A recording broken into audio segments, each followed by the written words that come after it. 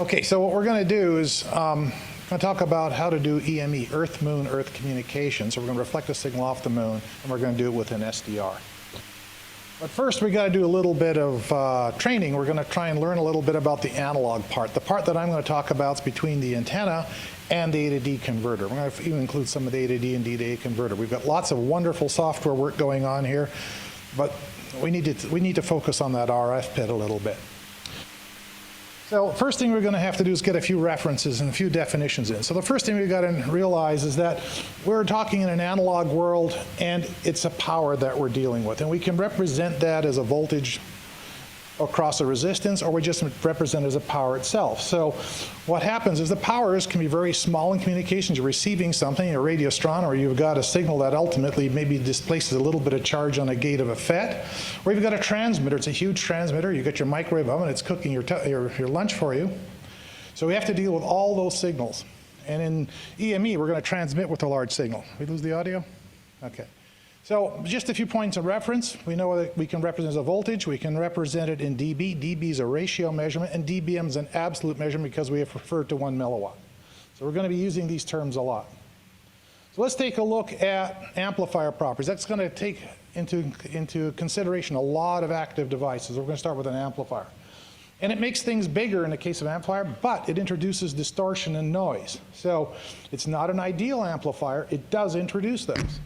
So let's see if we can quantify that, because that's going to limit our performance of our RF data, our transmit output power system.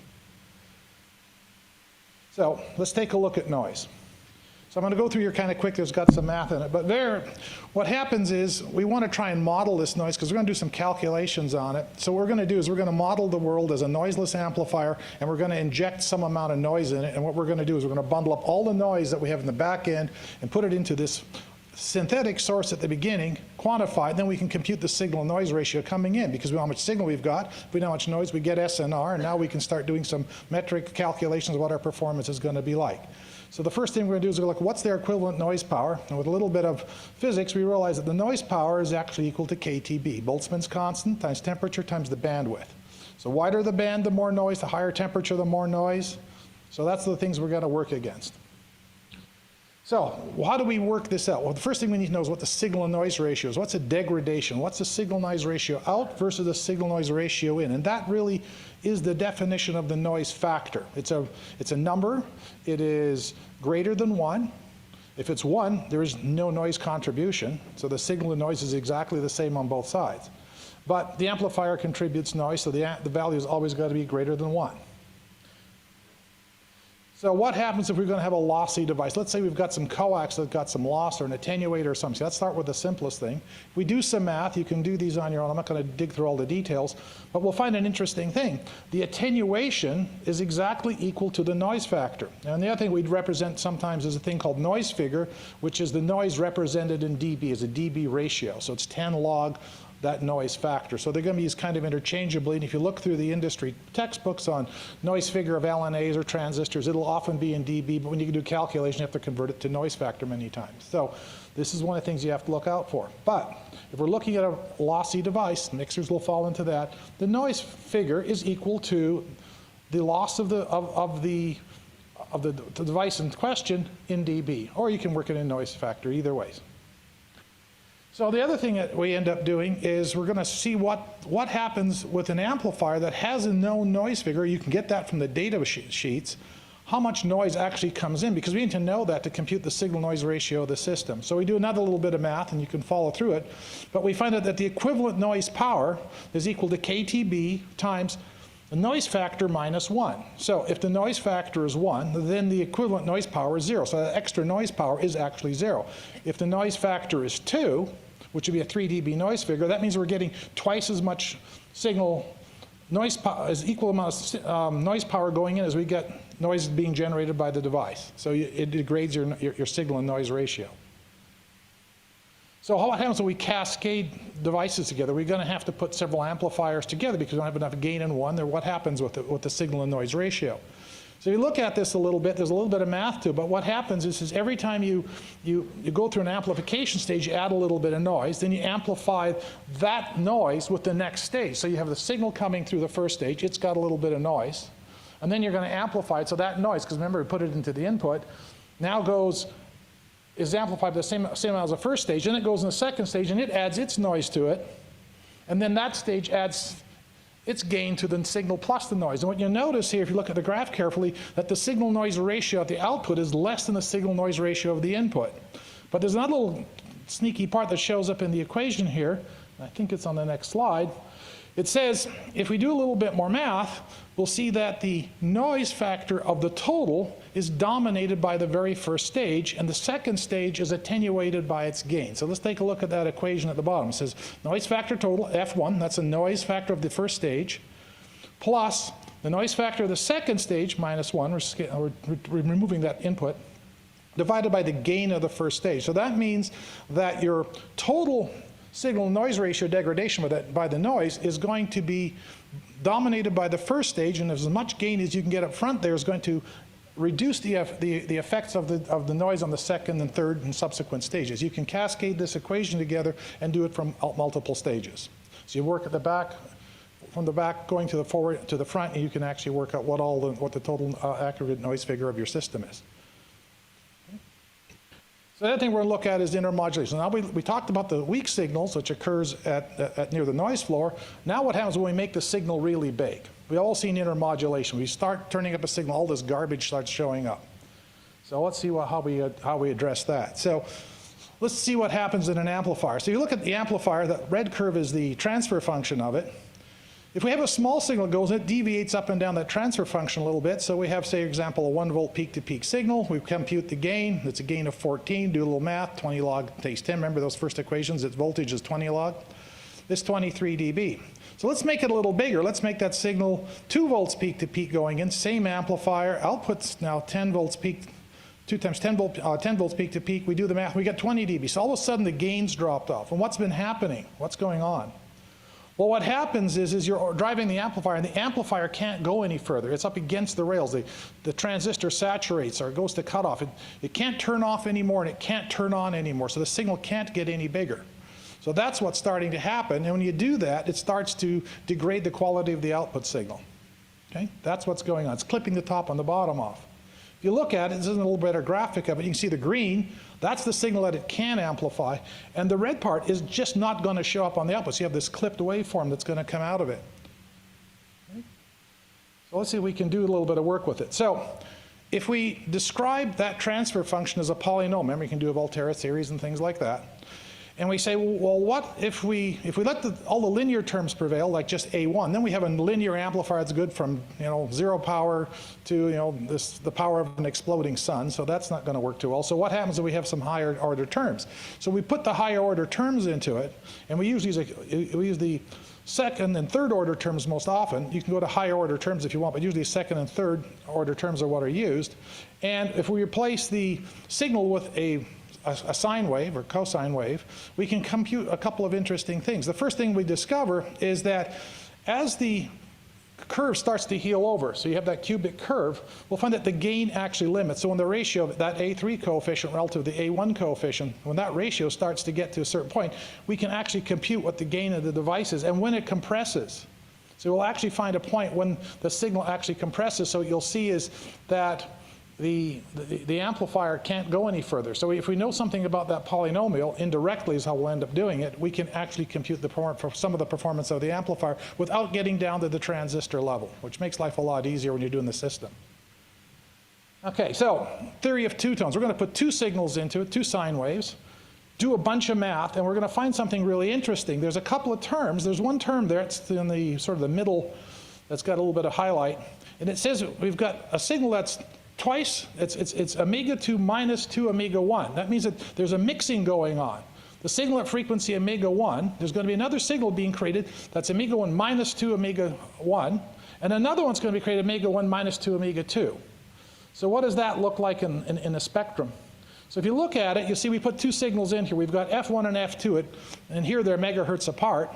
And we're generating, as we're pushing this amplifier up into saturation, we're generating this other signal that's going to be at 2F1 minus F2 and 2F2 minus F1. So I got 835 and 836 going in this example, and ended up generating 834 and 837. Where they're coming from? They're coming from that distortion as we're starting to encroach into that nonlinear domain, and now if you do the Fourier operations, you'll realize that we're going to be actually creating another signal. Power is conserved. You're going to lose power. Your main signals are going to compress, and you're going to generate these other signals on the outside. There's some other terms that come, some second order terms that show up, because there was that second order term in the previous slide. If you will take a look at some of those, you'll find that there's F2 minus F1 at the bottom end, and 2F1 and 2F2, so that's how your frequency multipliers work. Okay. All right, so let's take a look at that again. Time domain on the left, you can see it's kind of two tones. You see that there's two tones in the frequency domain on the right. As you start to bring them up, you'll see that those other tones come up, if you look at the spectral spot on the right, and that the signal level actually starts to compress. It clips. That we were talking about earlier, that the level actually can't go any higher, and it starts to clip off. Okay? So what happens here? Well, if we do something interesting and we convert this to a log plot, and I'm not going to, again, I'm going to be very short on the math. You can look at it in your own good time. We can plot some interesting lines. We notice that second order terms tend to go as at twice the slope of the fundamental term. So if you've got a gain, it's got a gain of 1. It's got a slope of 1, because P out is proportional to P in, or in dB, P out equals P in plus some gain.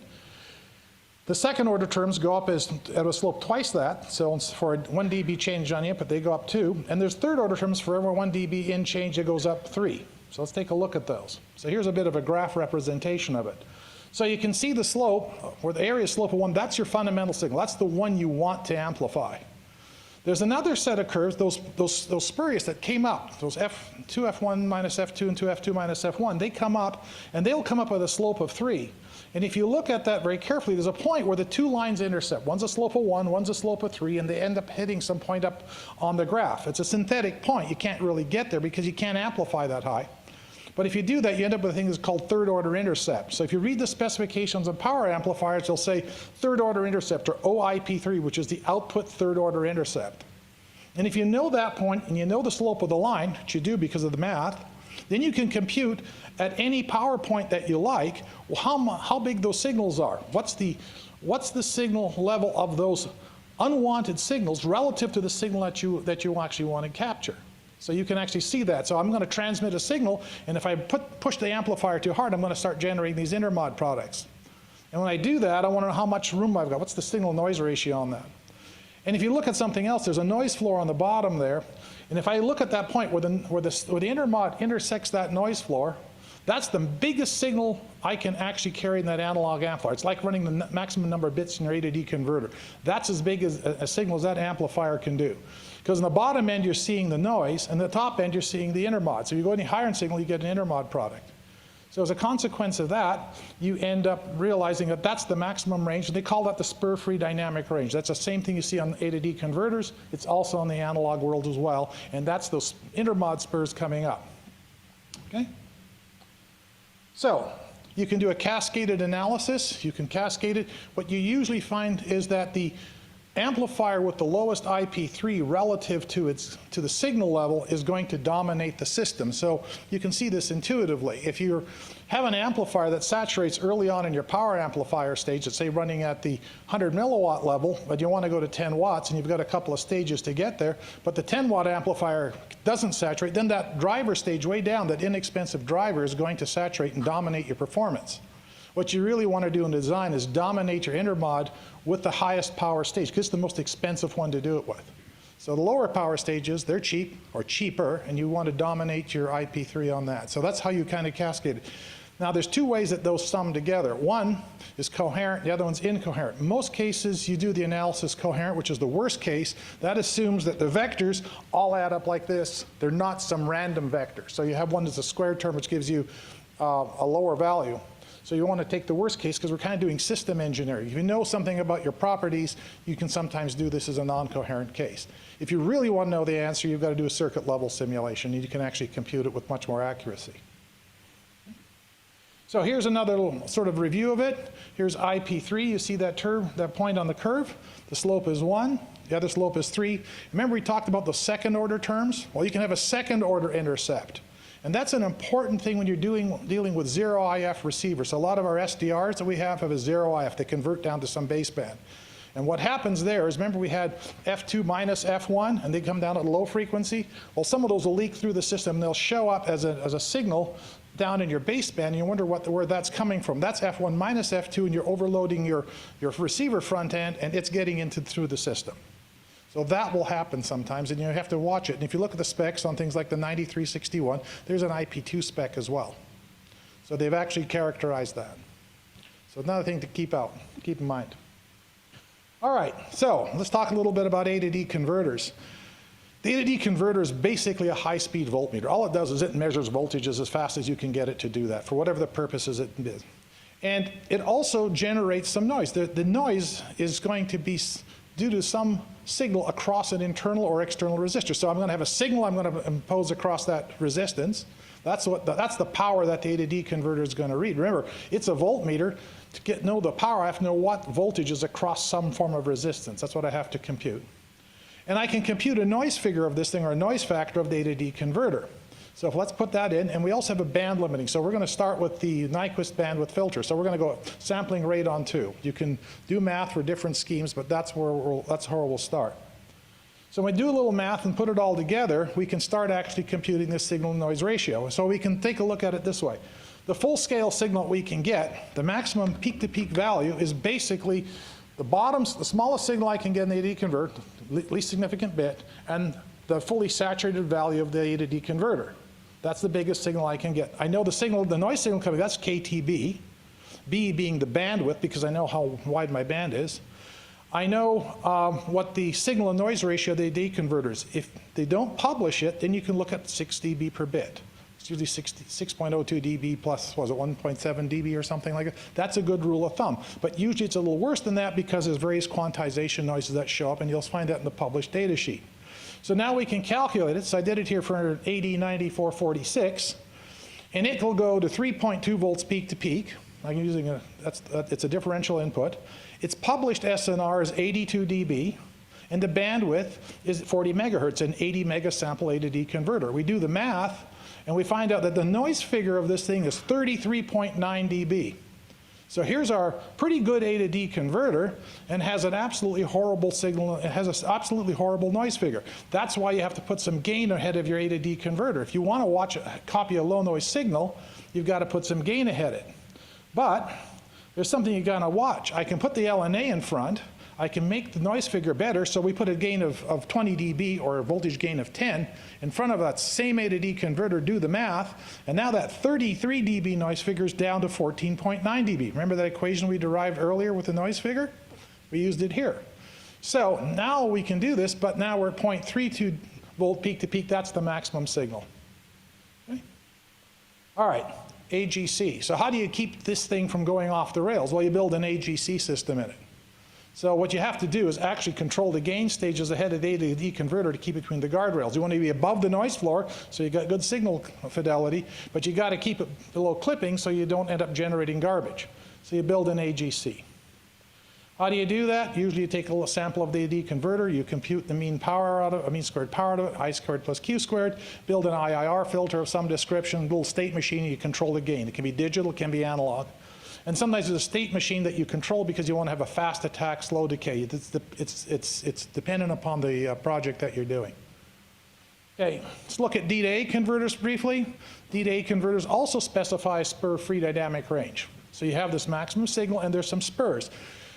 If you can filter the D to A converter, you can sometimes filter out the spurs that you're not using. So then you can actually have an effective higher spur-free dynamic range.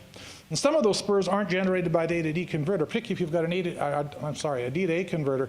Sometimes you have a D to A converter and it's feeding some up converter scheme, or it's an IQ modulator. You'll have carrier leak through or unwanted sideband leak through, which will be effectively the same thing as spurs. Well, if you drop the digital level coming in, the signal level will drop, but those LO leakage spurs will not go down. So what you really want to make sure is you drive the D to A converter at the maximum range. Otherwise, you're going to be degrading that spur-free dynamic range because those LO leakage spurs aren't going to get any lower. Now, some of them you can balance out to drop it down, but once you've got that established, you really want to have the maximum dynamic range available so you keep that spur level down, because you're going to have transmitting those in many cases. Okay, let's see. So how do we do this with EME? So shoot for the moon, you might get there. I think that's a good shot of it. So what we're going to do is we're going to build a little EME receiver, which is we're going to try and transmit to the moon with a transmitter. We're going to get a reflection off the moon, and we're going to receive it. So let's figure out what we need to do that. So what I did is put together a system, use a blade RF. I got a power amplifier, I've got an LNA, I've got an antenna, and for frequency control, to make sure everybody's on the same frequency, use a GPS receiver that gives us a reference. So we're going to use GPS locked reference like we use in many cases. This case, I'm 960K samples per second IQ coming out of the blade RF. So what do we do to figure out what kind of signal loss we're going to? So the first thing we can do is we can get the radar equation. We can talk to the radar guys and say, hey, what do you know about the moon? And talk to the astronomers a little bit, and what do you know about space? And they give us a few coefficients. So we put those in, compute the loss. Lunar coefficient, reflection coefficient 0.065 or 6.5% of the energy comes back. We know the radius of the moon, the wavelength. We're going to do this on 1296 megahertz. And we know the distance nominally to the moon. So we compute the mean path loss, and we realize it's 271 dB. So it's going to be a small signal. So let's see what we're going to do. We're going to try and listen to a station that's in another location. He's going to transmit with 900 watts. He's got a 1.8 meter antenna, which gives us 26 dB a gain. We can calculate that from antennas. I'm going to listen to him with a little bigger antenna. I got a 2.4 meter antenna, and it's got 28 dB a gain. So let's do a little quick spreadsheet calculation, see what we're going to have coming back. He's going to transmit at plus 59.5 dBm, which is 900 watts. His antenna gain is going to increase that, so he's got an effective EIRP. He's going to narrow that power and put it in one focused beam. So he's going to be at plus 85, or 358,000 watts EIRP going up. Don't stand in front of the antenna. The path loss is 271 dB. I've got 28 dB gain. We do the math, and I'm minus 157 dBm, which actually is 172 times 10 to the minus 21 watts. Not very big. It will not warm up your coffee cup. So what can I do to estimate that signal noise ratio? That's what we wanted. Remember that signal noise ratio that we wanted? So let's go do a little bit of math. We know the noise of the system. We know that we've got KTB noise. We're going to assume 290K, and we're going to set the bandwidth to 2500 hertz. And the reason we're going to do that is the modulator that we're using, which is software written by Joe Taylor, I forgot, K1JT I think it might be, WSJTX software, they define their modem performance, or the DMOD performance, in a 2500 hertz bandwidth, not in EB over N naught width, which is normalized energy per bit. So let's work this out. We know what our signal power is, we know what our noise power is, and we realize that our signal to noise ratio is minus 17.6 dB. Well, that doesn't look very good, but since they do this thing in 2500 hertz, the detection threshold for that software DMOD is minus 27.6 dB.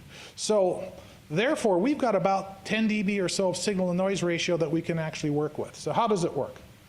So we're going to go and take my receiver. I'm going to compute the equivalent noise power that's going into the system. If I've got that equivalent noise power, I know what the signal power is. Let's see what the degradation of my receiver looks like. And let's put it all together and see what that signal and noise ratio turns into. So we do a little bit of math. We do the LNA, which I have in front, it's 0.33 dB noise figure. The rest of the receiver is a 2.5 dB noise figure. That's taken from the AD9361 data sheet. I've got a cascaded noise figure, 0.331. So notice what happens. I got a 0.33 dB noise figure, and I've got 35 dB gains. So I don't degrade the system because I have that much gain up front with a low noise amplifier. So the equivalent noise power is calculated. I'm now in the order of 10 to the minus 19 watts. I now work out all the noise contributions to the system. I know the KTB noise in the system. I know my receiver noise. I know the sky noise. I talk to the astronomers. 1296, what's the sky look like? They say it's about 10 degrees Kelvin at that frequency. And then I have a system noise temperature. It's a bit of a place where I catch it all, but what happens is my antenna illuminates the ground a little bit, so I see some ground noise behind the antenna. I know what's the illuminating factor on the parabolic antenna? Okay, so I estimate that, and I put the whole thing together, and I say, okay, I'm going to have a final signal noise ratio of about minus 20 dB. Let's see how that works out. So now we build it. So first thing you do is you get a new radio, right?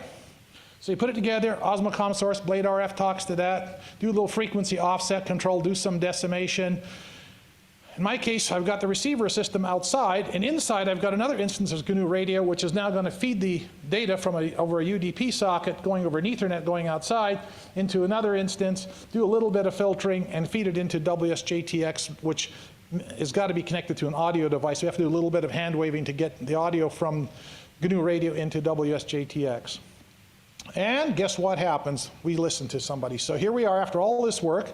If you look in the little ellipse that's in about the top center of the screen, you can see this little tiny trace. That's the actual carriers coming in from the received signal. And you can see it's synchronized in 1-minute intervals. So we calculated that we were going to be at minus 22 or minus 20 dB. And there's a signal noise ratio being copied. WSJTX calculates for it, and I'm reading minus 22. That's not bad for system engineering. With all the assumptions that we made in the system, we know our gain, we know our LNA noise figure, we know all the systems, we're estimating the moon distance, and we're within about 1.5 dB. It's pretty good. So let's see what happens. So let's take a look at how we do the hardware. So this is the hardware side of what we put all together to make this happen.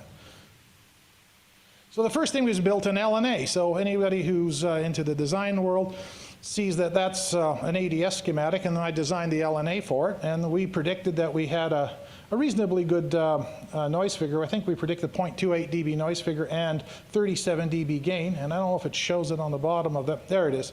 So there's the built unit, there's the measured in the lab. We simulated 37, we got 36.9. Noise figure, we simulated 0.28, we got 0.329. Not bad. What's the antenna look like? So there's a 2.4 meter folding antenna. There's the LNA. There's the feed assembly all sitting on it. It's circular polarization, so we have a 90-degree splitter in it. There's the receiver. So if you look at it, you can see a blade RF. There's a little kind of NUC-type computer. There's the GPS receiver sitting there. And sitting in the back, there's the tracking controller, because I got to keep the antenna pointed at the moon. So that's what we put together. And then for the transmit side, when we were looking at, that's the driver, and there you can see actually a two-tone intermod measurement. If you look in the spectrum analyzer, you see the two carriers they're coming in to test it with, and those are the intermod products. You can see the third and the fifth intermod products. And there's a Pluto actually generating the two-tone signal. So you can use a Pluto or any other thing as a two-tone test generator. Put up two carriers, feed it into GNU radio. There you are. You can see the flow graph there. All right, there's the power amplifier. For me to transmit, I transmit with 500 watts. So one big transistor does 500 watts, 50 volts, 20 amps, about 1,000 watts in. There's it on the test bench running at about 500 watts. So real radios are written in C, Verilog, Python, C++, Rust, pick your language. I don't think they glow in the dark anymore unless it's LEDs. So software, what we did outside, I think I've got about 3 minutes. What I did there is I have the blade RF. In the software side, I sample it, I do a digital down conversion, and I do a frequency offset because I got to do a fine frequency correction. I want to be coherent while I'm doing it. WSJTX computes the Doppler shift with the moon, so I got to feed that into the system, and I want to do that with a DDS. If I tell the RF to change frequency, it will sit there and has to relock, so there'll be a big frequency bump when I do that. Let's do it in the digital main. I do 2 stages of decimation going down, then a complex FIR to make essentially an SSB receiver at about 3 kilohertz bandwidth. And then I feed it at 48K samples per second via UDP socket. Transmit side, it's essentially the reverse operation. Okay. On the inside, where I bring it in, I go through pulse audio. Pulse audio is the shim that I use to connect between a TCP socket and WSJTX. WSJTX software wants to see the world as a sound card device. I can't do it any other way very well. So I have to come up with some shim. Fortunately, the pulse audio guys made enough things work, so it goes, and there it is feeding it. Okay?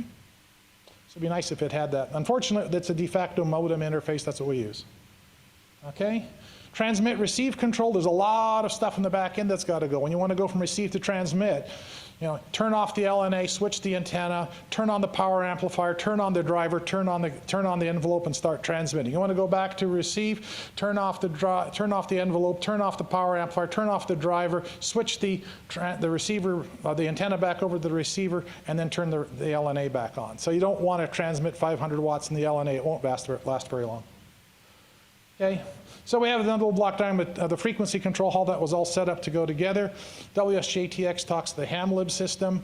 I had to write some code to actually interpret that, so we built an interpreter for it. We built a little state machine to do the frequency control. We had to go and extract the TR control out of that, and then I had a little monitor widget to actually control it. So, any questions?